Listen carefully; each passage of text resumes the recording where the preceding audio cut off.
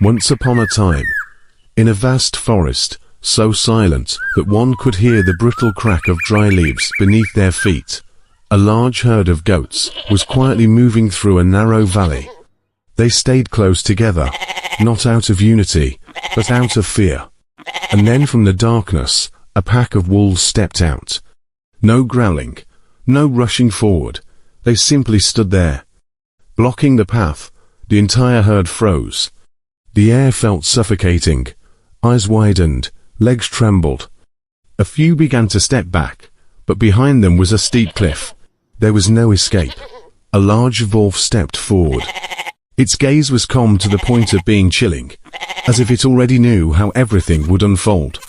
It smiled. "Relax," it said, its voice as light as a passing breeze. "Today, we are not hunting." The goats looked at one another, confused. A fragile glimmer of hope had just begun to spark. When the wolf continued, "We only want to play a small game." No one spoke until the sun sets. "The one who stands last will belong to us." Then the wolves split to the sides, making way. No chasing, no pressure, only waiting. In the first few seconds, the herd stood still like stone statues. No one understood what was happening. Until one goat stepped forward, then another, and then a thought spread faster than fire in a dry forest. As long as I am not the one at the end. Slow steps turned hurried. Hurried turned into running. And running turned into chaos. "Move aside. Don't push me. I don't want to die." The stronger goats began forcing their way forward. The weaker ones were pushed back. A young goat fell, tried to get up, but was trampled. Its cry quickly swallowed by the noise. One goat turned back, looked at the companion who had walked beside it, then gritted its teeth and shoved them backward.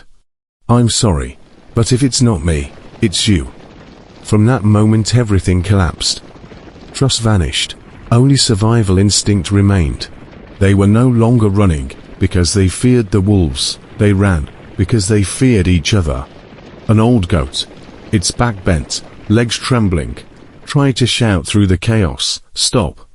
We are killing ourselves." But no one listened. No one was clear-minded enough to listen. Fear had sealed their ears. It had blinded their eyes. It had turned them into strangers. Time passed. The sun began to lean toward the horizon. The light dimmed, and with it, the breathing of the herd grew heavier. Steps slowed, bodies exhausted. Eyes once filled with panic now held only despair.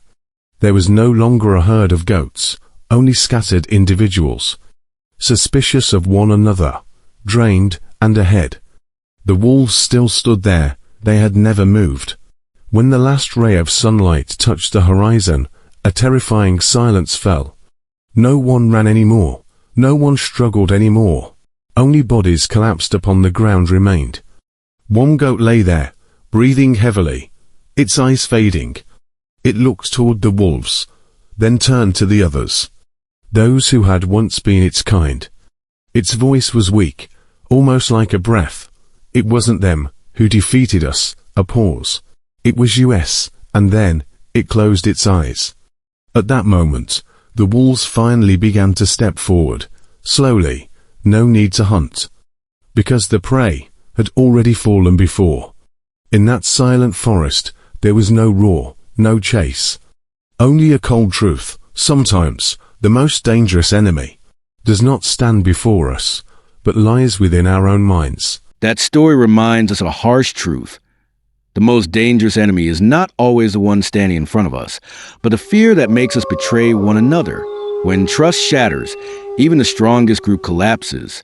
And the easiest victory for the enemy is when we turn ourselves into enemies of each other.